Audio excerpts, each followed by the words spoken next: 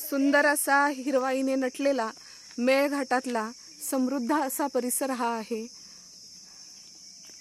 आपण आता चाललोय लोणार सरोवराकडे. सरोवर बघण्यासाठी एकदम छान व उत्कृष्ट आहे.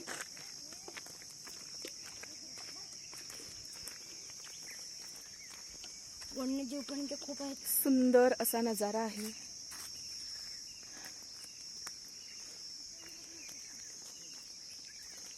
आपल्याला जवळपास 5 ते 6 किलोमीटर अंतर चालायचं आहे. खाली उतरत असताना 2.5 ते 3 किलोमीटर आणि पुन्हा परत 2.5 ते 3 किलोमीटर असं अंतर आपल्याला पार करायचं आहे. व कोणत्याही गाडीची सोय नाही आहे. खाली जाताना सावकाश जायचे आहे आणि परत पावसाळ्याच्या दिवसात एकदम सांभाळून जायचं आहे. आणि परत खाली पाण्याची सुद्धा सोय नाही आहे. तरी पण आपण आपल्याजवळ एक पाण्याची बॉटल जरूर ठेवायची. यामध्ये चार्जेस 6 जणांना 200 रुपये आहेत. 12 जणांना 400 रुपये चार्जेस आहेत. सुंदर असा परिसर आहे हा. मस्ती खूप करत आहे तिथं. अजिबात आपल्याला चालण्याचे कुठलेही कष्ट जाणवत नाहीत.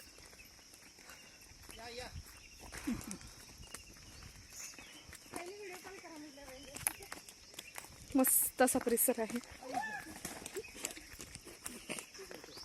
चालण्याचा काही त्रास जाणवतोय का तुम्हाला? नाही, अजिबात नाही त्रास. मजा येते खूप. बघा, आमच्या सोबत ही बच्चे कंपनी पण आहे. आपण त्यांना विचारूया कसं वाटतंय त्यांना. कसं वाटतंय रे तुम्हाला? आम्हाला खूप छान वाटत आहे. आम्ही आज निसर्गाच्या सानिध्यात आलो आहोत. इथून फिरून आम्हाला खूप छान वाटत आहे. आणि चला, अजून एक आमचा छोटा आहे इथं, त्याला विचारूया. मला पण खूप छान वाटते. लोणार सरोवर आल्यावर निसर्गाच्या सानिध्यात खूप वेळ जातोय. मज्जा पण खूप येते. चला चला इकडे विचारूयात आपण. कसं वाटतंय? मला येते ना. छान वाटतंय. आनंद होतोय. तुम्हाला कसं वाटतंय? खूप छान वाटते. अनेक वर्षापासूनची इच्छा होती लोणार सरोवर पाहण्याची.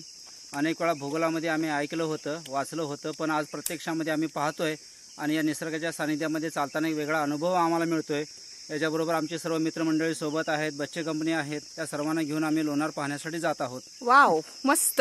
बघा, दररोजच्या शहरी जीवनाला कंटाळलेल्या सर्वांना इथं आल्यानंतर इतकं मस्त वाटतंय. बघू शकताय तुम्ही किती सुंदर अशी पायवाट या मेळघाटातल्या या जंगलामधून जातीये.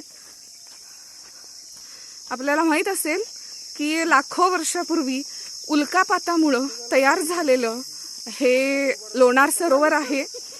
आणि अतिशय खनिजांनी समृद्ध असणारं, त्याचप्रमाणे विविध प्रकारच्या सूक्ष्मजीवांनी समृद्ध असलेलं हे लोणार सरोवर आहे. जसं या लोणार सरोवराला वैज्ञानिक वारसा आहे, तसाच तो आध्यात्मिक वारसा सुद्धा या सरोवराशी संबंधित आहे. इथे बघा, वन्य प्राण्यांना पिण्यासाठी अशी पाण्याची सोय इथं केलेली आहे. छान असं प्राण्यांची तहान भागवण्यासाठी ही पाण्याची रचना, साठवण केलेली आपल्याला बघायला मिळते. सुंदर अशी हिरवळ आपल्याला बघायला मिळते. सर्वसाधारण 11:15 वाजता आम्ही चालायला सुरुवात केलेलं आहे. अजून एक अर्धा ते पाऊण तास आपल्याला या पायवाटेवरून चालावं लागणार आहे. हाय, हॅलो. या ठिकाणी या वृक्षाची रचना आपण कशी आहे पाहू शकता. सुंदर अशा त्याच्या मुळांच्या पातळ प्लेट्स तयार झालेल्या आपल्याला दिसत आहेत. बघा किती उंच हा वृक्ष आहे. असे अनेक प्रकारचे वृक्ष आपल्याला पाहायला मिळतात. इथे पहा, रामायण काळामध्ये रामाने इथं वास्तव्य केलेलं होतं असा इथं उल्लेख आपल्याला पाहायला मिळतो. लोणार सरोवराला भेट देण्याचा सर्वोत्तम काळ हा नोव्हेंबर, डिसेंबर, जानेवारी या 3 महिन्यामधला आहे. आज मे महिन्याच्या मध्यामध्ये आम्ही इकडे आलेलो आहोत. पण आज निसर्गाने सुद्धा आमच्यावरती कृपा केलेली आहे. बघा इथे पर्यटक कसा आनंद लुटतायत. जसं सरोवर जवळ येईल तसं ही अशी अजून घनदाट अशी ही पायवाट आपल्याला पाहायला मिळते. दोन्ही बाजूनी अशी वृक्षराही, समोर हा असा पर्वत आणि ही पायवाट पाहू शकता तुम्ही. किती सुंदर असं पर्वताचं दर्शन इथून होतंय.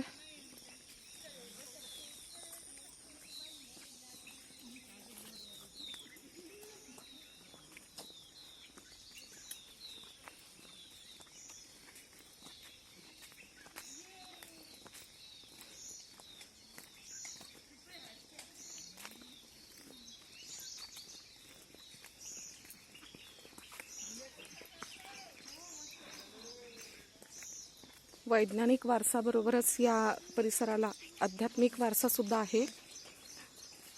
लोणार सरोवराच्या सभोवताली जवळपास 15 मंदिरं आहेत. असं मानलं जातं की ती चालुक्य राजाच्या काळामध्ये बांधलेली आहेत. काळाच्या ओघामध्ये बऱ्याच मंदिरांची पडझड झालेली आहे.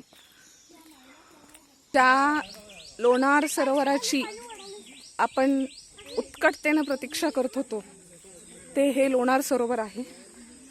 जगभरातले शास्त्रज्ञ या सरोवराच्या उत्पत्तीचं रहस्य जाणून घेण्यासाठी, यामध्ये असलेल्या विविध प्रकारच्या खनिजांची, त्याचप्रमाणे सूक्ष्मजीवांचा अभ्यास करण्यासाठी जगभरातले शास्त्रज्ञ या सरोवराला भेट देत असतात. दूरवरती आपल्याला देवी मंदिर दिसतंय. आपण आता या मंदिराकडे देवीचं दर्शन घेण्यासाठी जात आहोत. किती निबिड असं जंगल, भरपूर वृक्ष आपल्याला पाहायला मिळतात. बघू शकता लोणार सरोवर. या सरोवराच्या कडेने आपण जातोय.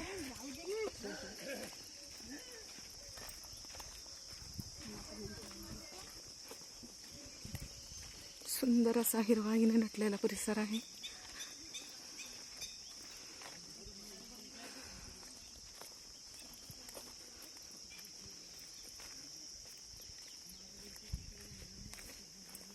कुठून आलात तुम्ही दादा?